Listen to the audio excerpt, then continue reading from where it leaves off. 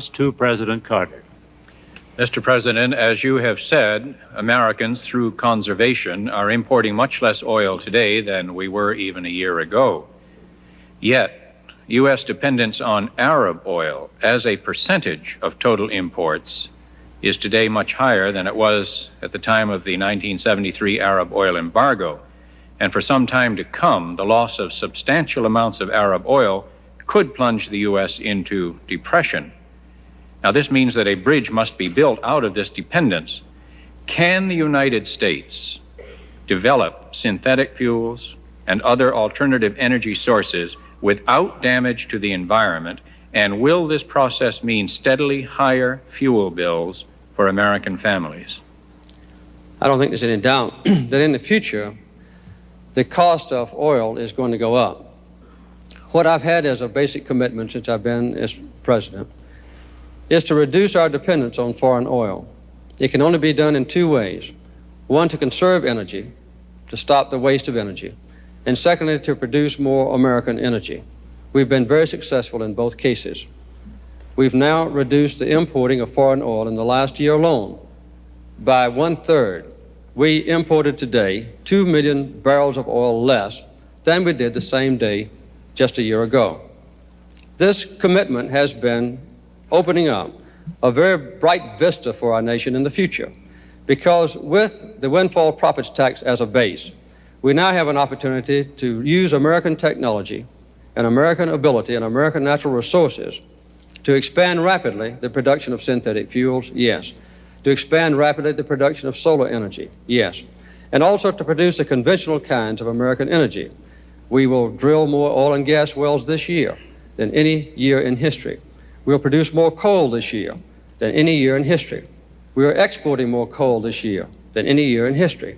And we have an opportunity now, with improved transportation systems, improved loading facilities in our ports, to see a very good opportunity on the world international market to replace OPEC oil with American coal as a basic energy source. This exciting future will not only give us more energy security, but will also open up vast opportunities for Americans to live a better life and to have millions of new jobs associated with this new and very dynamic industry. And yet, U.S. reliance on Arab oil as a percentage of total imports is much higher today than it was during the 1973 Arab oil embargo. And the substantial loss of Arab oil could plunge the United States into depression. The question is whether the development of alternative energy sources in order to reduce this dependence can be done without damaging the environment, and will it mean for American families steadily higher fuel bills? I'm not so sure that it means steadily higher fuel costs, but I do believe that this nation has been portrayed for too long a time to the people as being energy poor when it is energy rich. The coal that the President mentioned, yes, we have it, and yet 1/8 of our total coal resources is not being utilized at all right now. The mines are closed down. There are 22,000 miners out of work. Most of this is due to regulations which either interfere with the mining of it or prevent the burning of it. With our modern technology, yes, we can burn our coal within the limits of the Clean Air Act. I think as technology improves, we'll be able to do even better with that. The other thing is that we have only leased out and begun to explore 2% of our outer continental shelf for oil, where it is believed by everyone familiar with that fuel and that source of energy that there are vast supplies yet to be found. Our government has, in the last year or so, taken out of multiple use millions of acres of public lands that once were, while they were public lands, subject to multiple use exploration for minerals and so forth. It is believed that probably 70% of the potential oil in the United States is probably hidden in those lands, and no one is allowed to even go and explore to find out if it is there. This is particularly true of the recent efforts to shut down part of Alaska. Nuclear power, there were 36 power plants planned in this country. And let me add the word safety. It must be done with the utmost of safety. But 32 of those have given up and canceled their plans to build, and again, because government regulations and permits and so forth make it take more than twice as long to build a nuclear plant in the United States as it does to build one in Japan or in Western Europe. We have the sources here. We are energy rich. And coal is one of the great potentials we have. President Carter, your comment?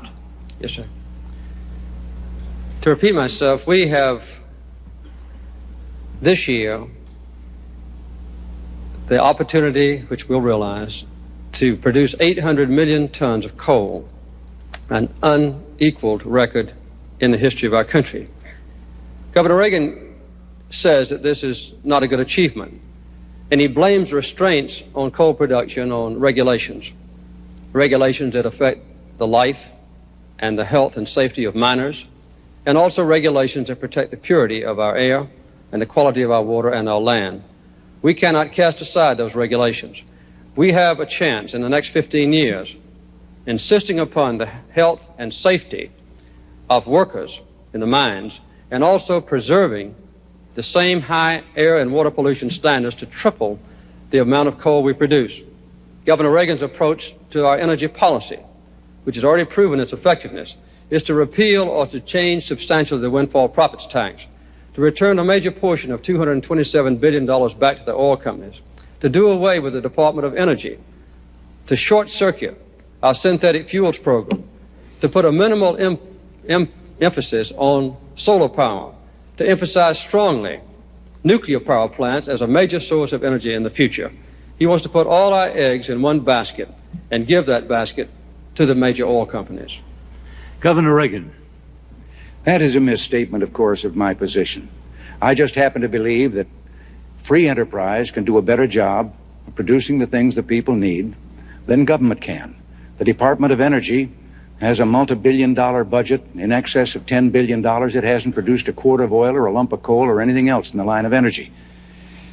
And for Mr. Carter to suggest that I want to do away with the safety laws and with the laws that pertain to clean water and clean air and so forth, as governor of California, I took charge of passing the strictest air pollution laws in the United States, the strictest air quality law that has ever been adopted in the United States, and we created an OSHA, an Occupational Safety and Health Agency for the protection of employees, before the federal government had one in place, and to this day, not one of its decisions or rulings has ever been challenged. So I think some of those charges are missing the point.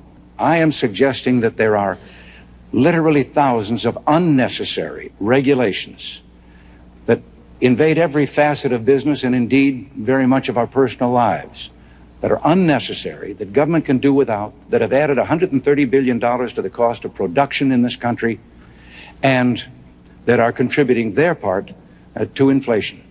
And I would like to see us a little more free as we once were.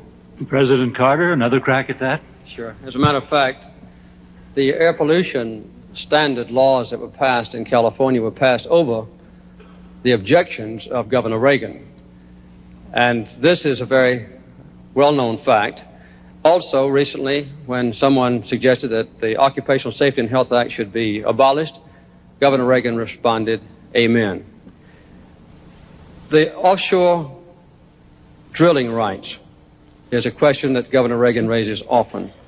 As a matter of fact, in the proposal for the Alaska lands legislation, 100% of all the offshore lands would be open for exploration, and 95% of all the Alaska lands where it is suspected or believed that minerals might exist.